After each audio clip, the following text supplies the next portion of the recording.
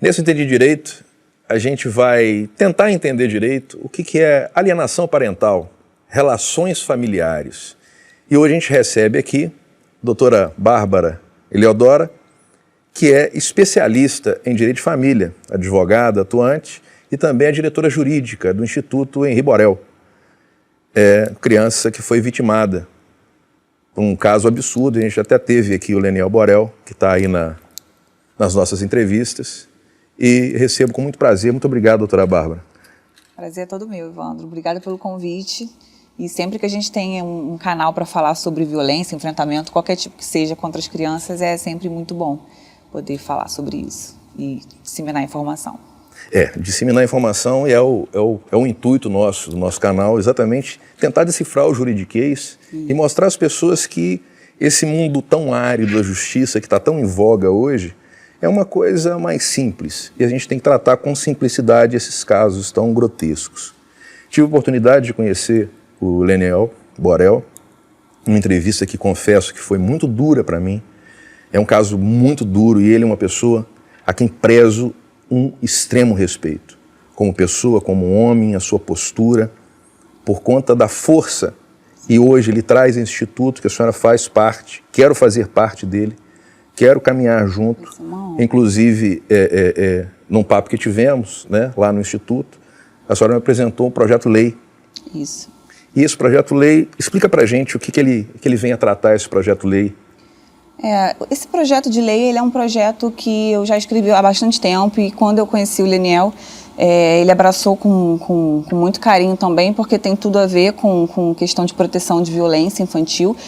Só que ali a gente está falando, qualquer tipo de violência contra a criança, ela é digna de proteção, né? Está na nossa Constituição e é uma obrigação de todos, da sociedade. Mas esse projeto de lei, ele fala basicamente da questão do abuso parental. Então são pais e mães, qualquer pessoa que tenha a criança como referência, que essa criança seja protegida de eventual abuso, né, ao direito da parentalidade, porque a parentalidade está antes de você definir gênero ou se definir pai e mãe. Então, qualquer pessoa, criança nasceu, automaticamente, né, os pais têm ali o seu poder parental, que antigamente era o pátrio poder, né, que se dava desse nome, mas...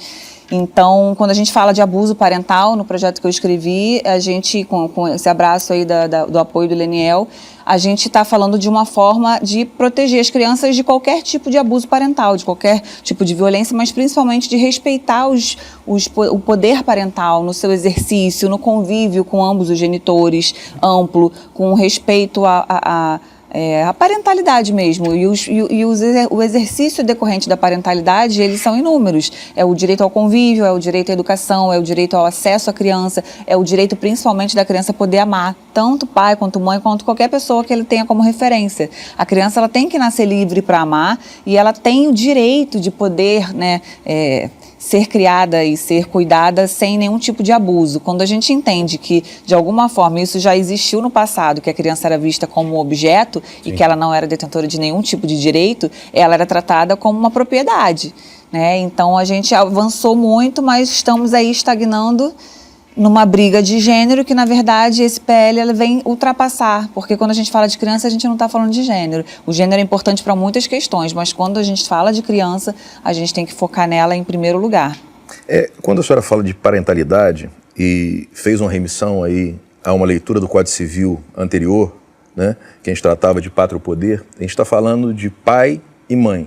Isso. A gente está falando de genitor e a gente está falando também de pessoas, porque a gente, na nossa evolução aí que tivemos, hoje é quase uma exceção ter uma família formada e essa família vir a perdurar pelo tempo todo. Então a gente está falando também de namorados, maridos, de pessoas que convivem com essa criança, a gente está falando também de avós que também muitas das vezes tomam conta dessa criança, ficam com essa criança, e essa PL então ela vem trazer então essa situação de proteção da criança por conta dessas pessoas que tratam e guardam. Eu uso uma palavra sempre que os pais não são donos, proprietários e eles são zeladores. Eles têm que zelar pelo bem-estar, saúde mental, saúde física, psicológica e dar potencialidade a essa criança a crescer num meio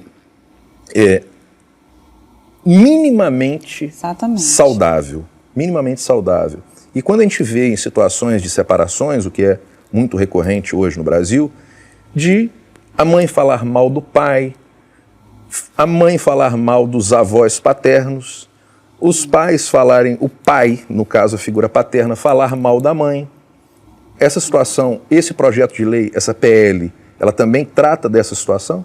Trata, porque quando a gente entende que a criança, ela permanece criança independente dos vínculos matrimoniais e das relações conjugais dos seus pares, a gente não tem por que qualquer tipo de situação interferir naquele relacionamento parental. Então é muito comum que a gente fale que pessoas que costumam não elaborar muito bem as questões conjugais e acabam refletindo nas suas crianças essa questão mal elaborada, a gente está ali avançando numa questão parental que deveria ser protegida acima de qualquer questão. Não estou falando de violência, mas vamos botar uma questão de traição, uma questão de que não ficou bem resolvida. É péssimo, né? A pessoa vai sofrer, não é legal, quebra de compromisso, mas isso a pessoa tem que entender que ela precisa tratar na terapia, né? Buscar entender até por que né? Enfim, buscar as questões pessoais, conjugais e aquilo não interferir na questão parental. Eu bato muito numa tecla. Hoje as coisas estão muito aceleradas. Eu venho de um tempo das coisas serem um pouco mais devagares, analógicas. Sim. Hoje tudo é muito digital, muito instantâneo. As relações também são Sim. fugazes e instantâneas. E as pessoas, às vezes, trazem essas crianças, trazem os seus filhos para uma relação que muitas das vezes sabe-se que ela não é uma relação que vai ser duradoura. Sim. Mas apresentam como sendo o namorado do papai, a namorada da papai, hoje com a mamãe com a namorada, o papai com o namorado, muito cedo. Sim. Envolvem uma criança numa situação muito cedo, numa situação que será fugaz. A pessoa tem certeza que aquele relacionamento não é para o final da vida. Ou se acha que essa pessoa não deveria nem ter tido filho, Sim. porque ela não é uma pessoa preparada para isso. Nessa situação, dessa abrangência, inclusive dessa condição hoje nova, dessa família sendo formada hoje por dois pais, duas mães, ou melhor, não um casal, mas sim um par. Uhum. Né?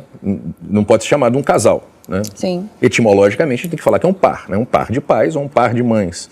Essa situação também a gente tem que cuidar psicologicamente disso. A gente tem que tratar essa criança e mostrar para ela que isso é uma relação saudável, aceitada pela sociedade, a sociedade cada vez mais evoluindo para isso, para aceitação, mas que a criança tem que entender que aquilo ali, os dois, aquele par ou aquele casal, tem que tratar bem essa criança para que ela tenha um desenvolvimento.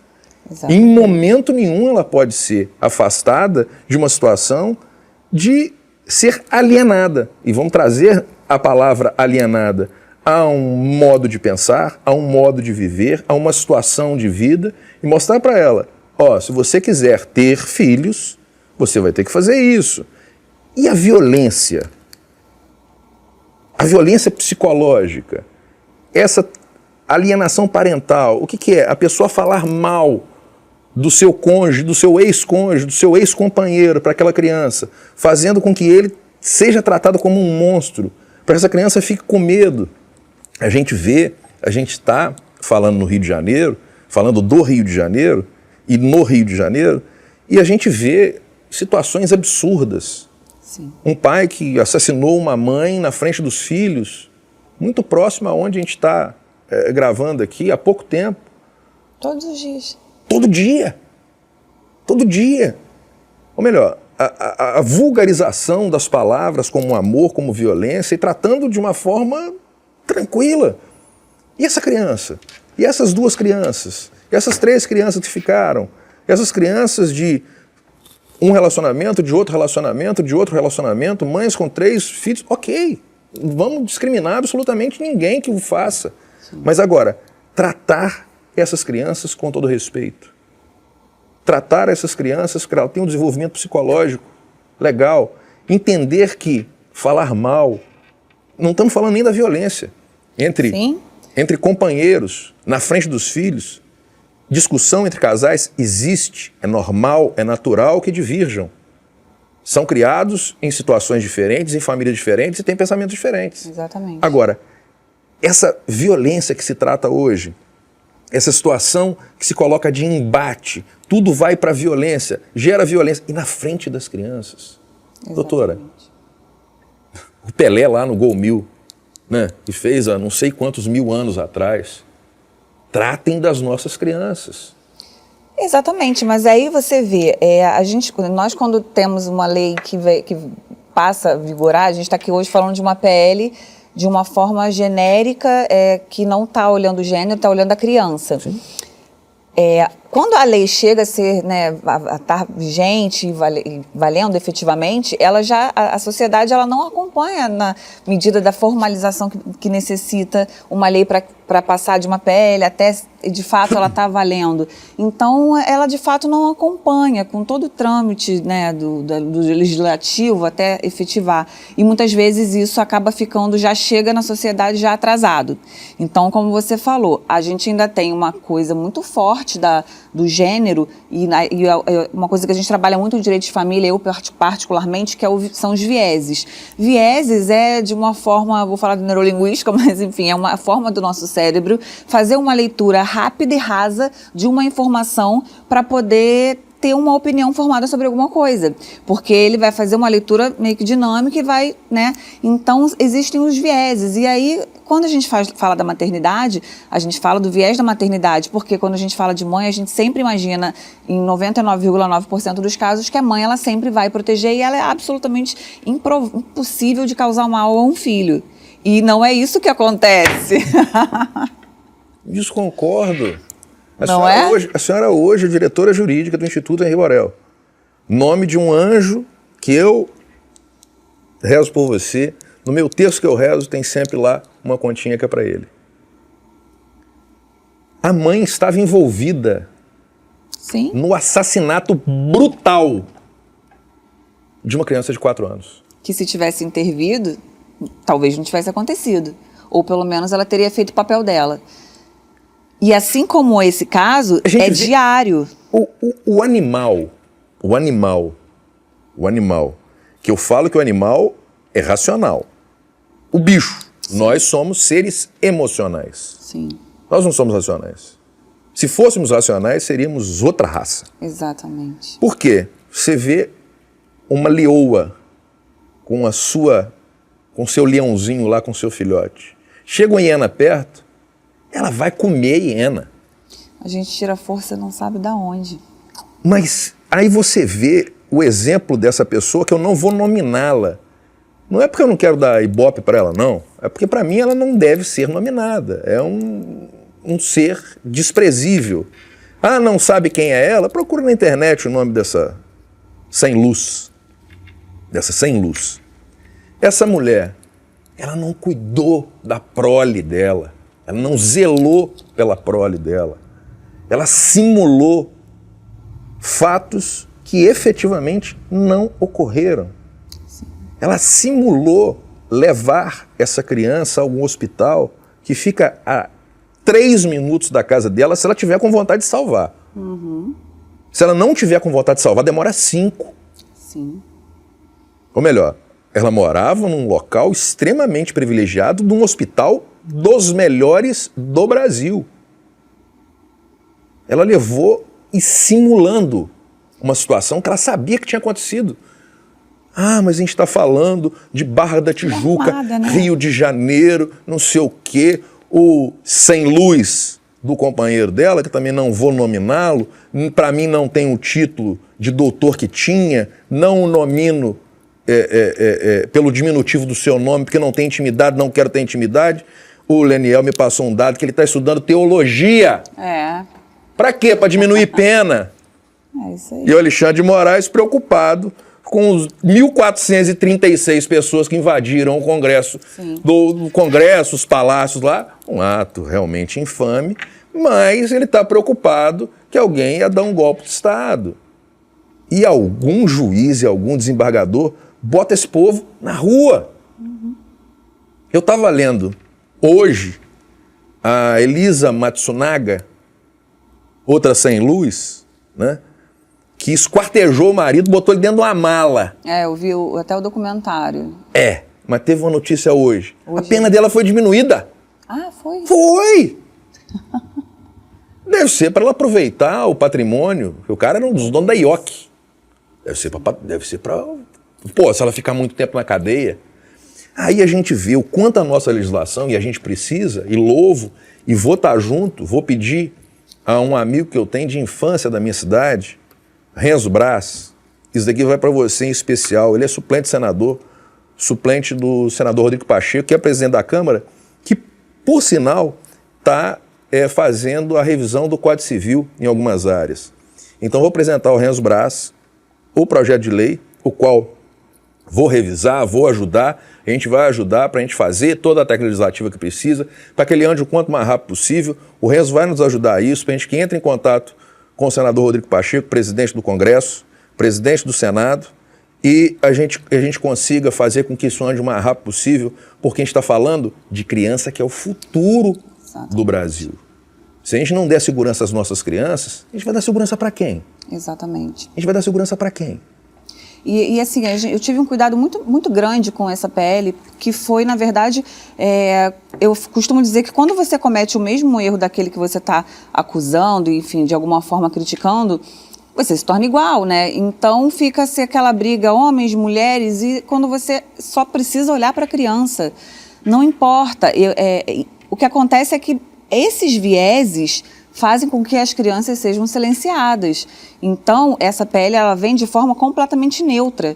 Não importa se você é pai, se você é mãe, não importa. O que importa é que você tem que respeitar a parentalidade. Por que eu preciso ir ao magistrado pedir para fixar uma multa porque a pessoa está impedindo a convivência? Por que já desde sempre as partes já não saem com divórcio advertidas de respeito à parentalidade? Isso é um direito que está no Código Civil, é um dever, né? Um direito das crianças e um dever dos pais e das mães, e infelizmente não acontece. E na prática, a criança, na maioria das vezes, ela acaba sendo vítima de pessoas do seu círculo íntimo, de pessoas que têm intimidade de alguma forma. E não querendo entrar na questão do gênero, mas uma coisa muito triste que a gente vê no dia a dia é que quando a criança ela é vítima da mãe, por esta questão de viés, a criança ela fica muito mais presa no ciclo de violência, porque ela não consegue, e quando ela fala, ninguém acredita. É diferente, se você falar que um pai abusou, vai ter 50 pessoas. Vai todo mundo fazer, né? Marcha e contra o pai. E não é que não tenham pais que abusam, mas tem muito. Sim. Mas se uma criança fala que uma mãe relatou, nossa, mas ela vai ter que ter muita força. Porque ela vai ter que contar essa história muitas vezes e ela vai ser desacreditada. E quando muitas vezes a gente tem realmente, de fato, e na própria associação a gente vê muito isso, crianças que falam e aí por diversas questões sociais, culturais, ela acaba que elas são caladas. Porque quando você denuncia um abuso, principalmente sexual nesse caso, você tira a sujeira debaixo do tapete e muitas vezes a pessoa precisa, ela não quer ver, às vezes ela até sabe, mas ela não quer lidar com aquilo. Ela precisa daquela questão por questões financeiras, ou ela não quer ver, ou existe aquele relacionamento que a pessoa ela tem raiva daquela criança que narrou. Porque essa criança, a gente já viu isso várias vezes no judiciário, a pessoa fica com raiva da criança que narrou a violência, porque se ela não tivesse narrado, nada disso estaria acontecendo. Ou melhor, alguém está acabando com o meu casamento. Essa pessoa está acabando com o meu casamento. Exatamente. Porque você não deveria ter falado isso. Muito comum. Meu Deus do céu. Mas muito Que comum. mundo é esse que a gente está vivendo? A gente tem no Brasil, hoje inclusive, a gente está vendo uma diferença muito grande. Eu sempre falo de direito comparado, que não há comparação, mas sempre há uma comparação para a gente entender. A nossa técnica legislativa é uma técnica enumerativa. Sim. Ou melhor, se não tiver descrito em lei, pode fazer. Se existe lei que determina, a gente tem que seguir a lei. Pois bem, lá nas partes basilares do direito, lá na introduções do direito, lá na teoria geral do direito, a gente vai ver que nós temos colunas no direito que sustentam o direito. Um deles é o direito consuetudinário, que é o direito dos costumes. Exatamente. E o direito dos costumes, ele muitas vezes não é sequer apreciado. Ou melhor, seria necessário a doutora Bárbara fazer seu estudo, elaborar um projeto de lei, para que esse projeto de lei seja apresentado a um deputado, a um senador, para que isso seja levado a uma comissão, que seja estudado por uma comissão de Constituição e Justiça, para ver se é recepcionado e não tem, então, contra alguma coisa que está escrito na Constituição brasileira, para que essa lei possa ser recepcionada, depois ela ser votada, depois ela ser promulgada pelo presidente da República, dar, então, legalidade a essa lei. Melhor, não falta aos nossos tribunais um pouco de sensibilidade?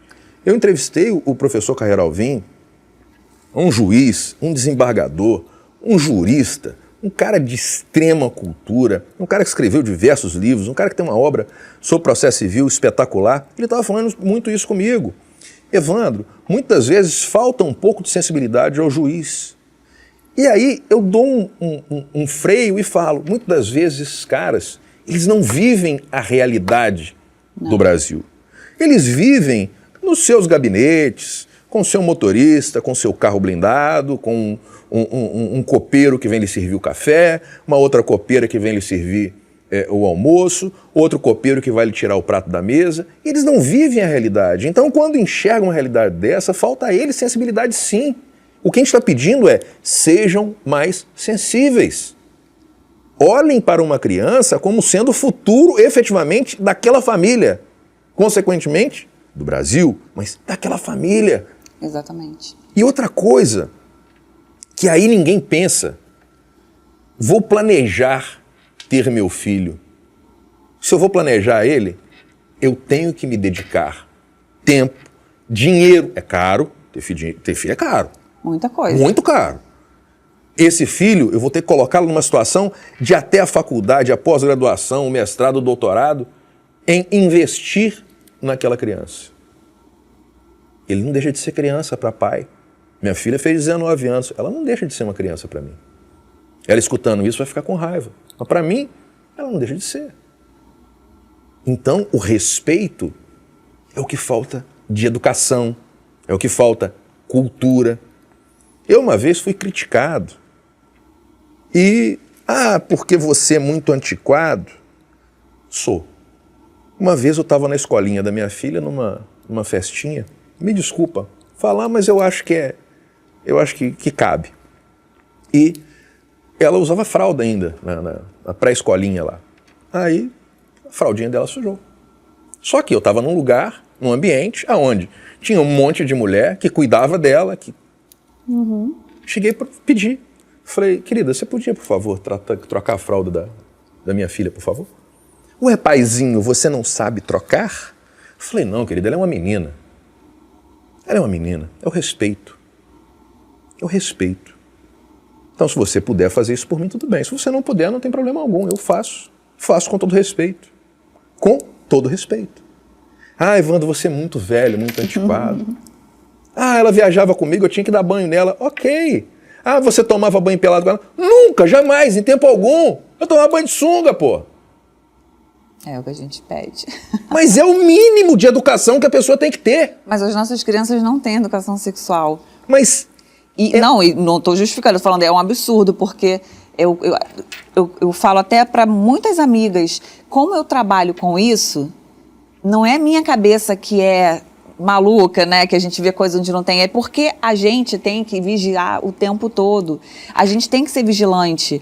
Temos que ser zeladores, exatamente. Temos que zelar todo o nosso movimento, toda a nossa conduta. Nós somos paradigma daquela criança. Se vê o pai lendo um livro, se vê o pai estudando, o que aquela criança vai entender? Aquilo é o certo. Se ele vê brigando com a mãe, batendo na mãe, xingando, e não sei o que, você não presta, você não sei o que lá. Ué, qual é o parâmetro que ele tem? Qual o paradigma? O que vai sair disso? Nada. Nada. A formação que essa criança vai ter é do que é? De uma pessoa desequilibrada. Ele vai achar que aquilo é normal. Sim, sempre. E a alienação, ela leva exatamente para esse lado. São diversos os problemas que ela pode causar, mas inclusive nós estamos no mês de Setembro Amarelo, E as pessoas não levam a sério, porque a alienação é só falar mal. Não é só falar mal. Isso é o mais light que pode ter. Mas as crianças, elas desenvolvem doenças psicossomáticas, elas se automutilam, elas hoje, ainda mais as crianças que não têm controle, aí eu volto para minha vigilância, que eu sou a chata, mas o meu filho, ele tem total controle de tela, ele tem... É muito bonzinho, gente, porque assim, eu sou a chata mesmo. Então, ele é criado desse jeito, está acostumado. Agora, as crianças, elas não têm esse controle de tela, aí eles não têm educação. Que é o controle de tela? Controle de tela que eu digo acesso, verificar o conteúdo que está sendo visto na internet, o tempo que está exposto. Então, eles não têm controle em casa, eles não têm controle de tela, eles não têm educação preventiva, sexual, de nada. E aí, eles acabam caindo em situações graves. E aí, essa falta de controle de tela que eu falo, uma criança alienada que está em sofrimento, muitas vezes ela vai acessar conteúdos de automutilação. Uma coisa, se seu filho ou filha usa moletom num lugar muito quente, peça para tirar. Exatamente. Por quê? Um amigo, Evandro, o cara chorando. Minha filha estava se automutilando. Exatamente. Mas por quê? Cara, você está fazendo alguma coisa de errado. E o cara se culpando, falando, mas você tem alguma culpa. Ela está em sofrimento. Ela está sofrendo com alguma coisa. Aí isso é o primeiro passo para quê? Para droga. Sim, ali é o mundo. Aí vai para droga. Aí não, mas agora a maconha tá tranquilo. O imperador, o careca lá, o imperador, né? O grande, o imperador, agora pode. Exato.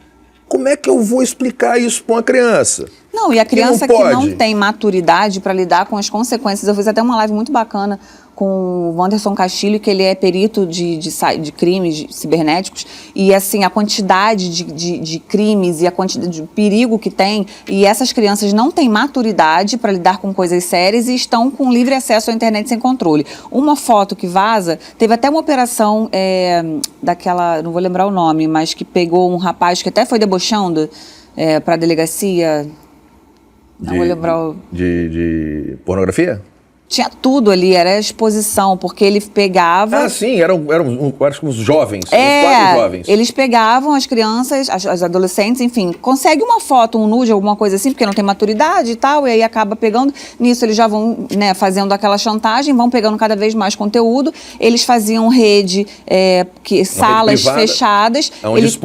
que era para expor, eles tinham um nome lá que eles chamavam, que aí, Lures, sei lá, um treco assim, aí quando tinha alguma mulher, alguma pessoa ia ser exposta, ele vendia a entrada nessa sala e essas mulheres, essas crianças, elas eram expostas, elas tinham que, até meio pesado falar aqui, mas... Não, absolutamente. Enfim, tinham que abrir animais, gatos, tinham que fazer estupro virtual mesmo, várias coisas e tudo cada vez mais registrado. E assim, não é garotinha de 10, que você vê, poxa, muito criancinha, 16, 17, a criança chega no nível que ela não aguenta, ela se mata. Só que assim, isso vai escalonando. E aí cai numa coisa muito surreal que eu acho, que é a falta de noção dos pais hoje, que aí a gente vê no direito de família, que é, mas a minha filha, ela tem privacidade dela, eu não posso olhar na internet o que ela tá vendo. Como assim, senhor?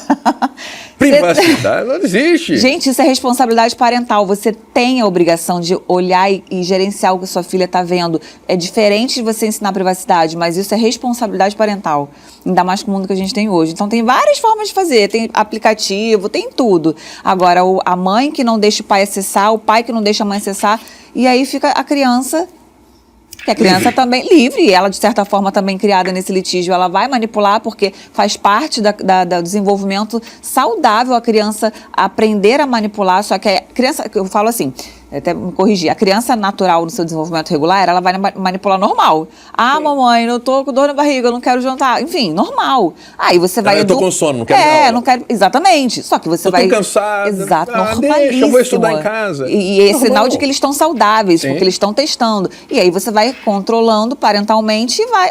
Agora, quando ele entende que ninguém está olhando para ele... E quem manda é ele. E ele vai manipulando os dois, um abraço. É muito complicado.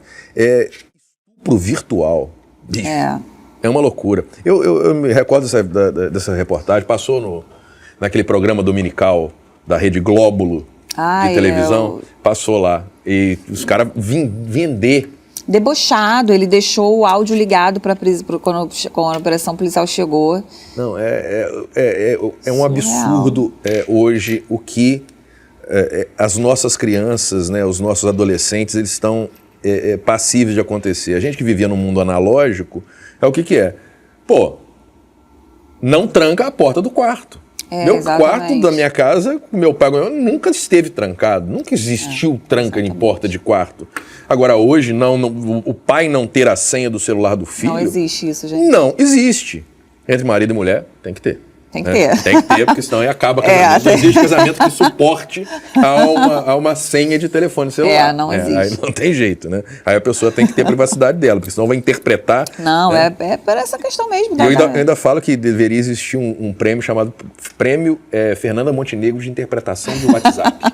Tá vendo? Agora tem aquela tela que não pode ver, né? Cada dia a gente vai descobrir um negócio. A pessoa manda um bom dia pra outra, você tá com raiva de mim, por quê? Fala, não, só mandei bom dia. É o tom. Mas não tem tom, tá escrito. Mas eu sou rebelde da família. Eu tenho 3 irmãs e todo mundo lá se segue por questão de segurança, enfim. Mas eu falo que eu sou a única que não posso ser seguida. Olha, doutor. Aí eu fico... Não adianta. Então não apresente o aplicativo. Um monte de mulher. O aplicativo, eu vou até fazer propaganda pra ele, não ganho nada com isso. E até ele é grátis também, tem uma parte que você quiser paga, mas é o Life 360. Não conheço. É um aplicativo. Por quê? Hoje, até liguei para minha filha. Não, para filho isso é super importante. É importante. Para esposo também não. Maridos e mulheres não fazem isso. Mas para criança, para adolescente é excepcional. Não, por quê? pelo amor de Deus. Hoje mesmo eu tentei ligar para minha filha. Só que ela não sabe que telefone serve para isso. O telefone só serve para mandar mensagem. Então eu liguei, ela não atendeu. Mas se eu quiser saber onde ela está, eu entro no aplicativo, está lá. Ela também sabe onde é que eu estou. Sim. Em tempo real, a velocidade que está andando o carro. Rio de Janeiro, né? Rio de Janeiro. Então é melhor, ao invés de você ficar ligando 10 vezes, onde é que você está? Sim. Onde é que você está? Com quem que você está? Não precisa. Você olha ali no aplicativo, então temos a tecnologia também a favor. Exatamente. Tem a tecnologia contra, então a gente tem que usar as ferramentas que a gente tem hoje para a gente poder fazer isso.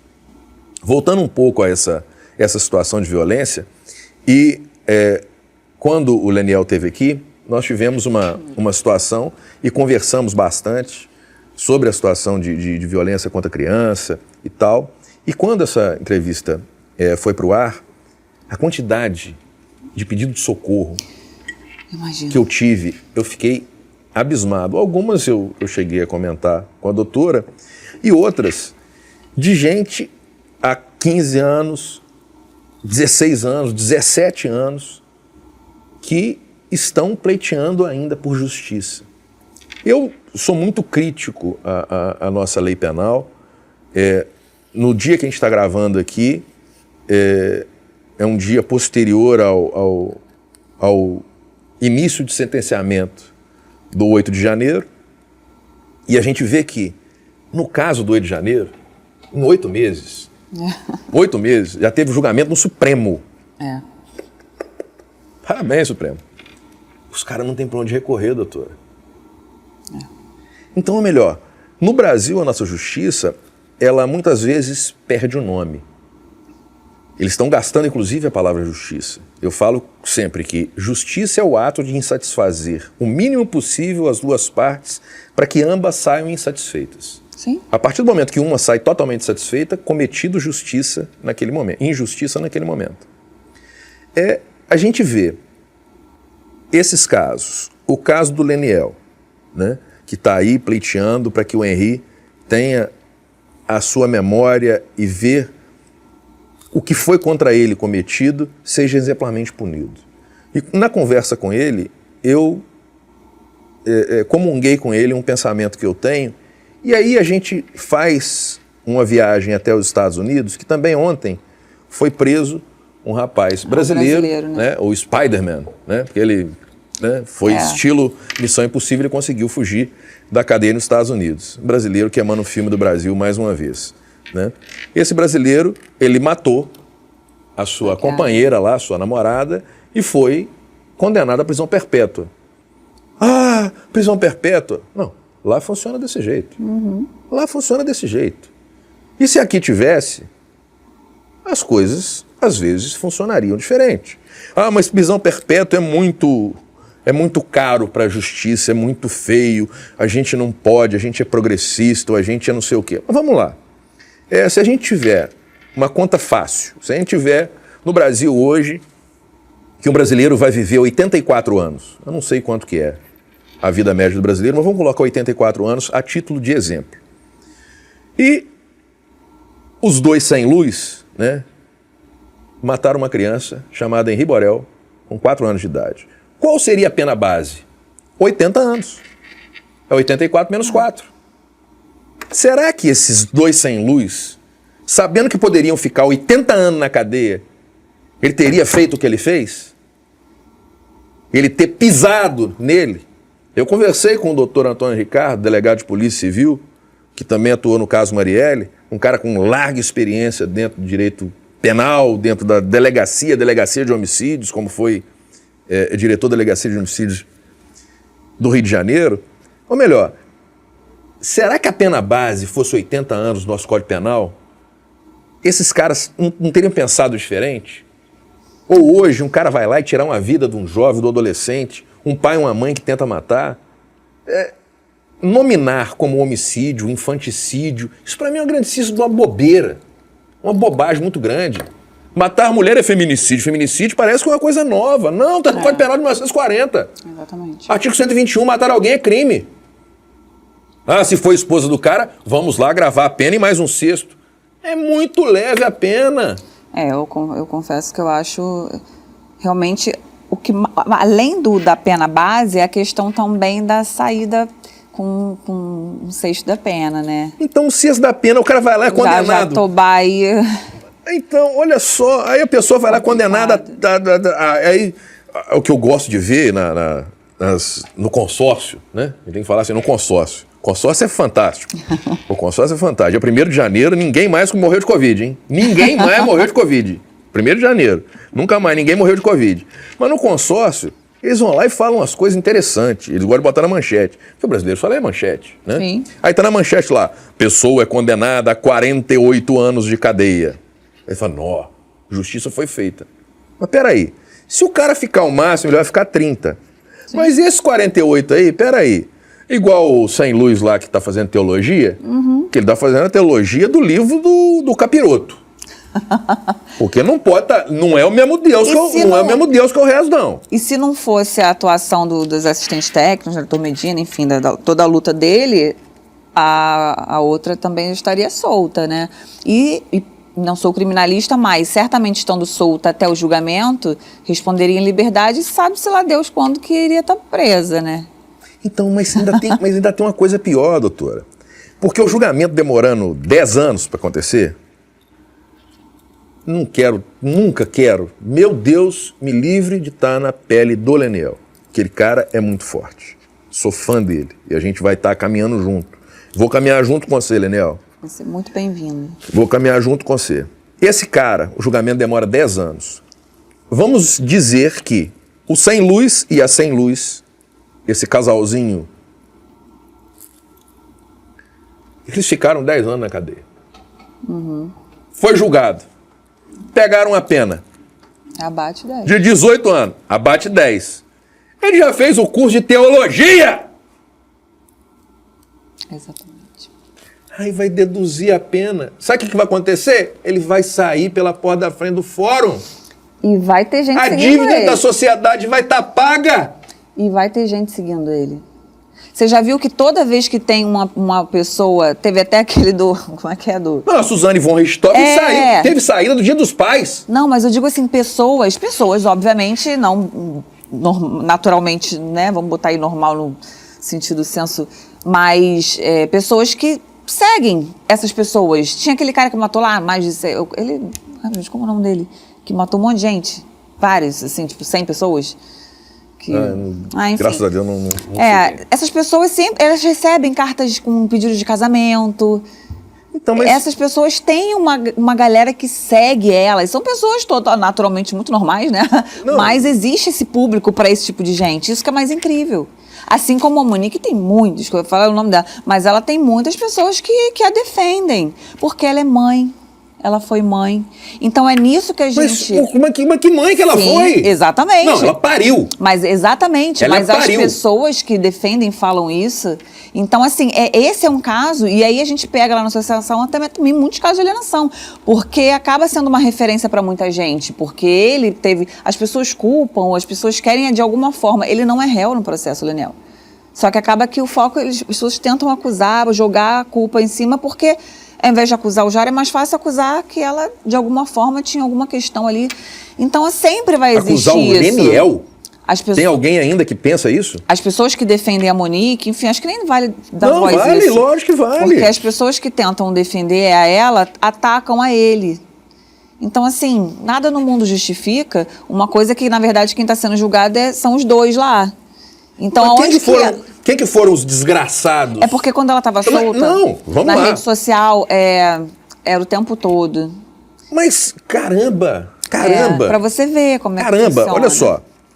Quem matou Henri Borel? Quem matou a Marielle, a gente sabe, né? Tá preso lá, o sem perna lá, o Saci. É o Saci lá. Cara top de linha na polícia civil lá, bandido. Vai ficar na cadeia lá. Quem matou Henri Borel? O sem luz do Jairo, mais Monique. Esses dois sem luz. Mais ninguém. Pois é, mas a linha de defesa então, é cruel. Senhores advogados, senhores estudantes de direito, pessoas que entendam um pouquinho. Toda pessoa tem que ter o direito à defesa? Ok. Tem que ser tratado com urbanidade? Ok. Mas cadeia tem que ter, doutor. Tem que ter punição. Enquanto tiver uma certa...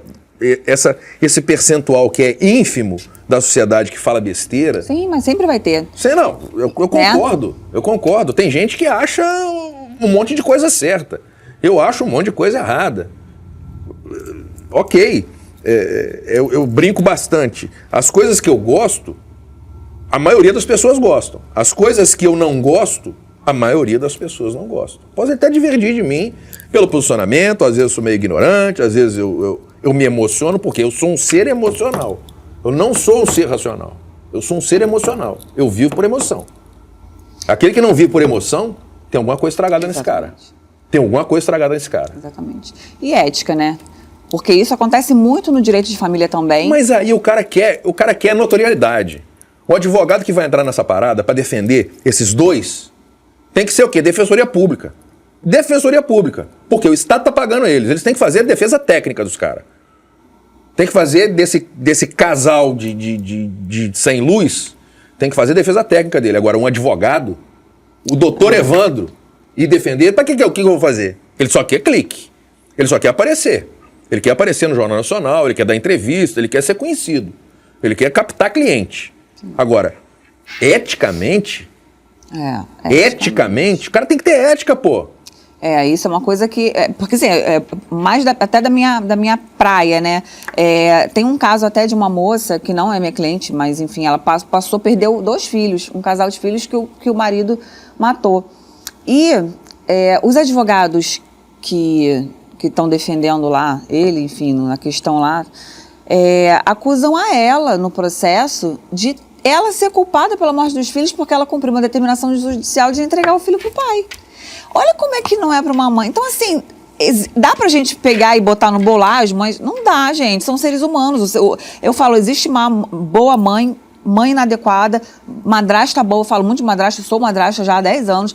Tem madrasta boa, madrasta inadequada, pai bom, pai inadequado, padrasto bom, padrasto inadequado. O que não dá a gente pega um pai que... era ótimo, maravilhoso, de repente a mulher era médica, aí o cara dava plantão, o cara, poxa, passava a noite desde bebezinho, aí na hora que tem um divórcio, o cara se torna automaticamente incompetente de ter a guarda, de ter a convivência mais ampla, o juiz estipula uma convivência extremamente restrita, e esse pai tem que passar por todo um calvário de um estudo, de uma coisa gravíssima, tipo assim, de um processo super rigoroso, enquanto essa mãe vai se relacionar com um padrasto que não vai passar por nada disso e vai ter acesso, como foi o caso dos, né? Sim, o caso desse... Então, assim, esse homem padrasto não teve o mesmo cuidado e apuração que esse pai que sempre cuidou do filho está tendo. Não, então, o nosso mecanismo judicial, ainda mais nessa situação, e eu vou tentar explicar para a gente entender direito, o que não dá para entender, é que quando existe uma separação, marido e mulher se separam. Aí esse pai, ele é privado de ter convívio com a sua criança. Se for litígio, muito provavelmente sim. Muito provavelmente. Então ele vai ter lá a privação. Então ele vai poder pegar em finais de semanas alternados de 8 horas da manhã até as 18 horas e tal, se for muito bebê, depois de determinado tempo, ele vai poder ficar aos finais de semana e tal, e devolver em tal horário que se atrasar 10 minutos, sim, dá problema. A pessoa vai lá, faz um boletim de ocorrência, o cara é privado. Aí essa mulher vai lá e começa a namorar com o cara. Esse cara, não vou falar que ele seja bandido, que ele seja traficante, que ele seja nada, não. Que ele seja uma pessoa, mas uma pessoa completamente diferente do pai. Uma pessoa... Esse cara não tem o escrutínio e não tem a proteção que essa criança tem contra o pai dela. Sim. Olha que doideira! É por isso, ou seja, nenhum dos dois deveriam ser analisados de forma como se fossem todos bandidos. Eu passei por uma separação. A separação com a mãe da minha filha foi assim, olha só, eu quero poder ver quando eu quiser e ela vai ficar comigo o tanto que ela quiser. E graças a Deus, o que é? Em determinado tempo ela, pai, quero morar com você. Ótimo, vem morar comigo. Pai, não quero mais morar com você. Ótimo, sem problema nenhum. Nunca teve problema. O que é? Temos que pensar nas nossas crianças. Exatamente. Temos que pensar que seja o melhor para ela. Se o melhor para ela é morar comigo, beleza. Ah, pai, você ronca muito. Eu do meu quarto com a porta fechada tá me incomodando. Ah, pai, você não tá fazendo a comida que eu gosto e minha mãe faz. Então vai morar com ela. Numa boa. Sim. Numa boa. Mas vocês tiveram isso, e isso seria o ideal. Agora, uma coisa que me arrasa, assim, que eu sou muito chata, é ouvir do judiciário colocar os dois no mesmo bolo. Sabe quando mãe briga com todos os filhos? E tem um que tá fazendo besteira ali e todo mundo toma esporro? Sim. Então, o juiz faz isso. É igual criança. Só que aí você fala assim, caramba, se a gente chegou no judiciário é porque não havia entendimento, não houve um consenso. Então, o juiz pegar e falar os dois estão errados, porque existem situações de fato que os dois estão errados, mas são poucas até. Muitas vezes, as pessoas têm uma pessoa que está ali inadequada. E aí o juiz, ao invés de decidir, ele fala, os dois estão errados, enquanto... Isso é muito injusto, porque quem está fazendo a besteira se sente, empoderado, e aquele que está simplesmente sendo reativo, tendo que se defender o tempo todo de acusações, se sente... O senso de injustiça é muito grande. Mas no Brasil inverteu-se a ordem natural. A ordem natural se inverteu muito, e é muito esquisito. Colocaram uma frase também nova aí, que a decisão judicial não se discute. Desconcordo. Porque ela tem que ser discutida. É a partir da decisão judicial que a gente aprende, que os operadores do direito vão aprender, que o direito vai evoluir. Não é pura e simplesmente, foi decidido, todo mundo calado. Não! Decisão judicial se discute sim. Vamos discutir, mas por que foi essa dosimetria de pena? Por que deram essa pena? Por que fizeram isso comigo? Eu vou recorrer, Eu vou recorrer. A pessoa que recorre muito ou peticiona muito no processo, o juiz vai ficar com raiva, porque tem muito mais papel para ele ler. Doutor, abandona a sua cadeira. Exatamente. Vai fazer podcast, porque isso daí não é lugar para o senhor, não. Entendeu? Tem um juiz, eu até estou tentando em contato com ele, que ele está morando nos Estados Unidos, ele largou o judiciário agora. Teve uma turma aí, né? Teve uma turma que largou. Por quê? Porque o salário é ruim. Não, o salário é muito bom. Mas o que é? É estressante, é cansativo. A pessoa que vai fazer, ele tem o estatuto magistrado. Nesse estatuto fala o que o cara pode fazer ou não. E é restrito, muito restrito ao que deve fazer, que se pode fazer. Sim. Ele estar na mídia, não pode. Ele falar sobre processo, não pode. Não pode. Juiz não pode falar sobre processo. Não pode. Não pode de jeito nenhum. Comentar sobre direito é uma coisa. Dar uma entrevista, igual a senhora está falando aqui, especialista em direito de família. Vamos tratar de alienação parental? Sim. Vamos explicar o que é isso pro povo? Dar aula, dar palestra. Não as palestras que o Calango Dá, né? O Calango dá umas palestras muito malucas, né? No outro governo dele, ele deu um monte de palestra e os negócios deram, assim, foi muito impressionante, né? Mas esse é um outro assunto, né? Ele ia para Angola, dava uma palestra, recebia o dinheiro de uma empreiteira, aí chegava lá e uma semana depois liberava um dinheiro do BNDES para aquela... Mas isso é coisa do Calango, né? Mas isso eu também puxo um pouquinho a orelha dos colegas, porque eu acho assim, claro que como qualquer profissão vai ter todos os níveis, né, de profissionais. Mas o advogado tem, por essa imposição da magistratura, os advogados têm medo dos magistrados. Mas não tem que ter medo de... E eu fico, gente... Que isso? Que é isso? E como que você... É claro que existe muita falta de respeito e isso muito também vem com a idade, com a maturidade, né? Hoje eu tenho quase 18, 19 anos de advocacia e no início você fica um pouco mais tímido, faz parte, normal. Só que, como que você vence isso? Com técnica e estudando. Sim. Porque se você conhece, se você domina o que você está fazendo, o Código de Processo Civil, o Código Civil, para qualquer área do direito que você faça, você tem que dominar o Código Civil. Sim. Você consegue rebater, você sabe dos seus direitos, conheça o Código de Ética, saiba do que você pode. Quando o juiz percebe que você não é idiota e que você tem a técnica com respeito, você não levanta nem a voz. Ele te olha de outro jeito, ele não vai te tratar da mesma forma, se for o caso de uma pessoa que vai tentar ali ganhar, né?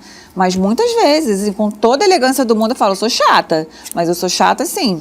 Mas, entendeu? Doutora, no salto. Então, eu tive um grande professor, foi aonde eu comecei a trabalhar na advocacia lá, há muito tempo atrás. E um dia ele chegou para mim e falou assim, doutor, meu chefão lá, né, o dono do escritório, falou, cara, tem que ir lá resolver uma situação do processo aqui. Eu falei, Wanda, você tem o dia inteiro para isso. Aí eu cheguei, falei, como assim, né? Ele falou assim, cara, o juiz está lá. Chega lá e fala que você está lá para falar com ele. Senta na porta da sala dele. Cansei. E espera. Aí eu cheguei e falei assim, bati lá, doutor, o senhor pode me atender agora? Agora não. Agora estou ocupado. Até que hora o senhor fica aí? Até às 18. Então tá bom, estou sentado na cadeira ali fora. Exatamente. Aí o cara fica lá. Pô, será que o cara tá lá? Ele abre a porta. Você tá lá. Ó, daqui a pouquinho te atendo. Sim, senhor, tranquilo. E naquela época não tinha telefone celular que tinha um monte de coisa. Não. Você não tinha que fazer nada, tinha que fazer o quê? Ler o processo. Exatamente. Lê o processo. Xerox. Lê o livrinho, xerocar lá o processo, lê lá o processo, você lê o processo, chegou. Pô, que cara tá ali ainda, tá? Vou atender esse cara. Atendi. Doutor, é isso que eu tô pedindo. Não é pela sua insistência ou ser chato. Não. É porque aquilo é importante. Importante pro seu cliente. Exatamente. Aí o cara vai lá, olha, pô, beleza. Evandro, indefiro. Por quê, doutor? Por causa disso, disso. Ok, beleza. Então o que é? Eu volto pro escritório, vou refazer com os argumentos que ele me deu para que eu possa... Eu vou lá e vou ganhar aquilo. É isso que a gente faz. Exatamente. Então, o advogado, ele é muitas vezes muito criminalizado, mas eu criminalizo só aqueles que não estudam. Exatamente. Não estudam. Eu dei aula durante muito tempo em faculdades e tal. Tinha determinadas pessoas que a gente via que não era para aquilo, entendeu? Não serviam para a advocacia. Por quê? Porque tinham preguiça de ler. Tinham preguiça de escrever. Sim. Então, leiam, escrevam, comam livros, tentam se formar de tudo. Essa geração tem uma deficiência nisso. Ao invés de aproveitar a parte boa, né, da tecnologia, mas tem uma deficiência que eu vejo sim, que é a questão de preguiça. Imediatismo. E assim, é de uma soberba também, porque a gente começou lá pequeno, estudando, e hoje parece que ninguém pode fazer nada. Todo mundo já quer se formar sênior. Mas e aí você fica, caramba. Mas é o especialista... da profundidade de um pires. Mas aí você vê, poxa, hoje eu tô lá na internet, caramba, claro, eu tenho esse tempo todo de formada, veio a pandemia, por que não fazer frente à internet? Mas isso não me forma, porque eu já tenho toda a minha história. E isso não é um problema. Agora, as pessoas também saem e vão direto para a internet. E aí se vende uma coisa que não tem nenhuma experiência. E é igual aquela coisa, eu até estava falando com um cliente hoje, quando a gente vai procurar, por exemplo, um arquiteto, você pode, não sou arquiteta, eu não vou saber que tem arquiteto que só faz banheiro, arquiteto que só faz quarto, arquiteto que só faz sala. É a verticalização do conhecimento. A pessoa chega e quer um advogado, depois que o negócio deu ruim, eu pego muito processo para consertar. E consertar processo que veio Não todo existe, errado é a cara. pior coisa. Não existe. Ainda mais quando é direito de família. Não existe. Não, você já estragou tudo. É muito específico. É muito complicado. Vamos só voltar a essa situação para a gente bater nisso bastante, que me causa muita espécie, eu fico realmente bastante chateado. Alienação parental. A violência que aquele que deveria zelar pela criança, vamos tratar dessa forma, né, deveria ter com o seu filho ou com aquele que ele deveria zelar. Então, sendo ele pai, sendo ele mãe, sendo ele companheiro da mãe, seja homem ou mulher, ou sendo avó, ou sendo avô, Família extensa da criança. A família extensa da criança. Tenham responsabilidade, saibam que os seus atos que cometem contra aquela criança, vocês só estão prejudicando ela. Exatamente. Essa violência só está prejudicando essa criança. E é violência psicológica considerada em lei. As pessoas não falam, não querem enfrentar o problema e todo mundo, porque tem que ser revogado.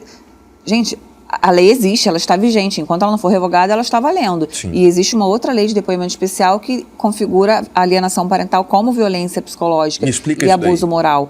Pois é, a lei, ela não existe a criminalização da alienação. O que é a lei de alienação parental, na verdade? É uma lei que prevê comportamentos que pode ser considerado ato de alienação. A gente não fala em síndrome, acusam muito por conta de síndrome, porque síndrome na forma de medicina são conjuntos de sintomas, então a gente não adotou esse termo, então o pessoal fica atacando, não tem nada a ver, são atos. E atos que podem ser vários. A lei, ela traz algumas questões que são exemplificativas, elas não são, ali é só uma pincelada, e eu costumo falar que o alienador é extremamente criativo.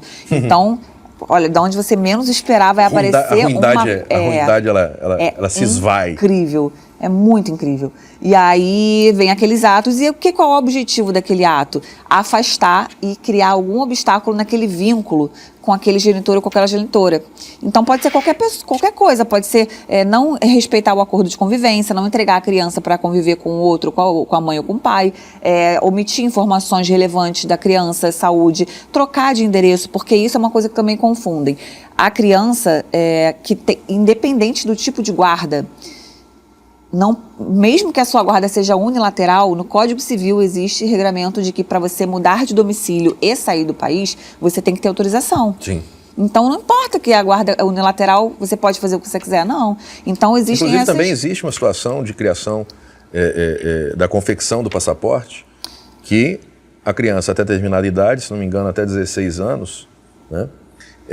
Existe a necessidade da aquiescência do pai para que somente um dos dois possa viajar. Então, ou melhor, existem alguns parâmetros, mas que a legislação ainda é um pouco falha. Eu acho que tem que ter uma modernidade, até pela modernização das famílias. O modelo de família hoje é completamente diferente hoje. Exatamente. As famílias hoje, a composição de família que você tinha antes, o que é? Sentado dentro de um Fusca, tinha o pai na direção, a mãe sentada à direita no banco do carona, os filhos, né, no banco de trás, e o caçula ficava naquele buraco que tinha pertinho do vidro, né? Hoje, que seria impensável. Mas hoje não, hoje a família Sim, é porque as pessoas não têm noção do que é alienação. Então, assim, tem um exemplo tranquilo, assim, olha, a pessoa muda a criança de escola 14 vezes, tá bom pra você? Quando você descobriu onde ela já tá na terceira. Não, outra coisa, mudar uma criança de escola. Primeiro, você está trazendo para ela um prejuízo de constituição de vínculos. Sim. E esses vínculos de amizades, de círculos, de convivência comunitária do Estatuto da Criança. Então, a convivência em comunidade está no ECA. Exatamente. Está no Estatuto da Criança e do Adolescente. Então é melhor. Eu mudei de escola, vou mudar de escola, vou mudar... Não. Mas para que isso? E mudança de escola e de domicílio, porque existe um artigo na lei de alienação que diz para fixar a competência porque quando a criança muda, você declina a competência, falando assim, tecnicamente. E aí existe um artigo na lei de alienação que fala que para alienação o efeito da mudança de domicílio não altera, então continua ali. Por quê? Quando, esse juiz está ruim, vamos mudar lá para não sei aonde. Aí o MP vai lá e, declina a competência para lá.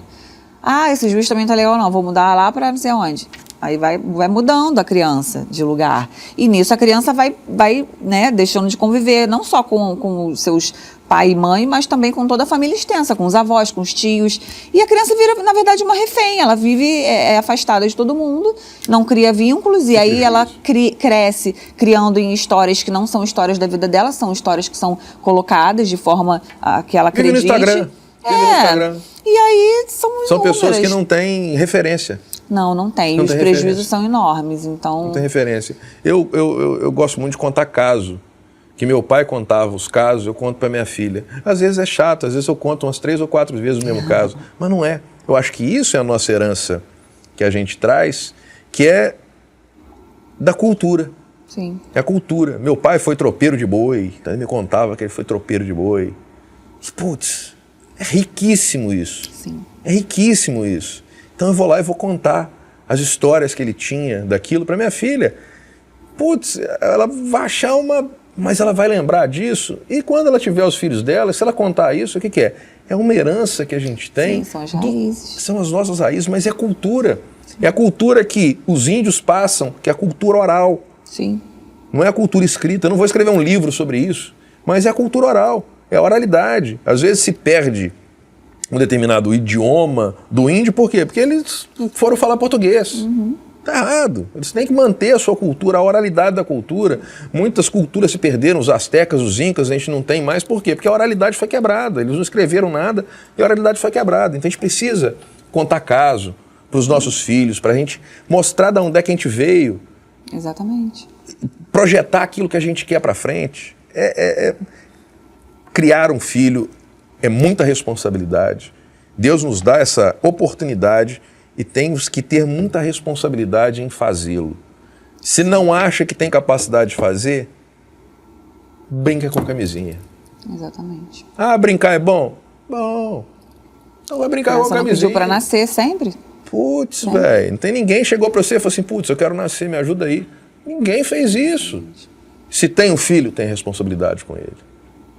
A gente vê exemplos magníficos, magnânimos, nobres, de pais que tratam seus filhos com o maior carinho, com o maior respeito. Sim. Eu bato palma para esses caras. E às vezes crianças especiais, crianças com espectro autista, conheço, sou amigo de pais, aplaudo todos eles, o carinho que têm. E aqueles que têm um filho perfeito, putz, cara, é o mínimo que você tem que fazer. Tira como parâmetro o cara que trata o filho dele autista, com espectro autista, com o carinho que ele trata o seu filho dessa forma. Você não queria ser tratado dessa forma? Olha para o seu filho. Olha para o seu espelho. Exato. Olha para o espelho e fala assim, meu Deus, será que eu gostaria de ser tratado dessa forma? E um dia, e eu acho que até já falei isso já, e são exemplos de educação que a gente tem que dar e entender, inclusive com o trato com a criança. Uma criança, quando você já fala com ela, eu tenho 1,87 m, eu vou falar com a criança, eu já imponho pelo meu tamanho. Sim. Então como é que eu devo falar com ela? Ajoelha. Exatamente. Olha no mesmo nível do olho. Um dia eu estava um amigo cadeirante, até ex-aluno meu, nós encontramos com ele, eu fui conversar com ele, vi que a conversa ia se estender, eu ajoelhei, minha filha olhou para mim, ela, pai, por quê? Eu falei, para ele olhar no mesmo olho, eu não sou superior a ele, eu tenho que me botar no mesmo nível dele, se eu me coloco num nível superior, aí a disparidade de força já fica complicada, né? São detalhes. Doutora, são detalhes tão pequenos de nós dois, né? Vamos nessa. Mas assim, são coisas que a gente precisa falar porque precisou que a gente tivesse uma lei da palmada, precisou que o menino Bernardo morresse para a gente ter a lei da palmada, precisou que acontecesse essa tragédia com o Henry para a gente ter uma lei de proteção. Porque antes da lei da lei Henry Borel, a gente tinha a Lei Maria da Penha, tem a Lei Maria da Penha que acolhe as crianças, mulheres, mas e os meninos, né? Então, assim, é tão óbvio, não precisaria, né? Mas nós temos o nosso direito consuetudinário. Da mesma forma... O direito consuetudinário poderia absorver isso. Exatamente. A absorção disso. Não, mas não está na lei. O que é isso, meus julgadores? Exatamente. O que é isso, meus julgadores? Né? Vamos tratar com mais carinho as nossas crianças, né? E essa PL, na verdade, nada mais é do que o que já está também.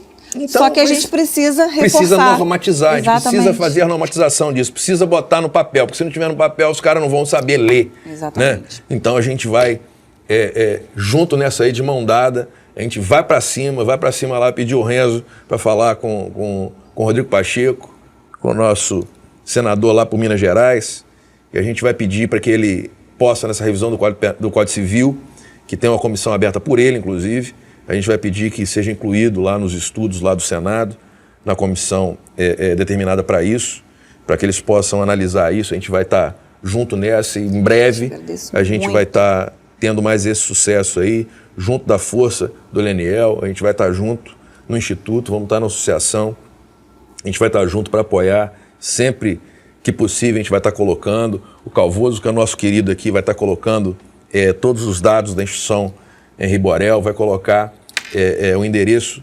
o Instagram, o site, para que a gente possa fazer ela ficar maior.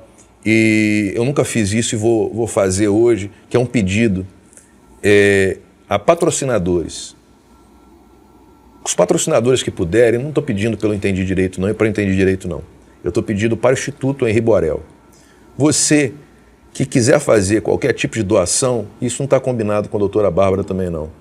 É uma coisa que é do meu coração, é da minha índole, é do meu jeito.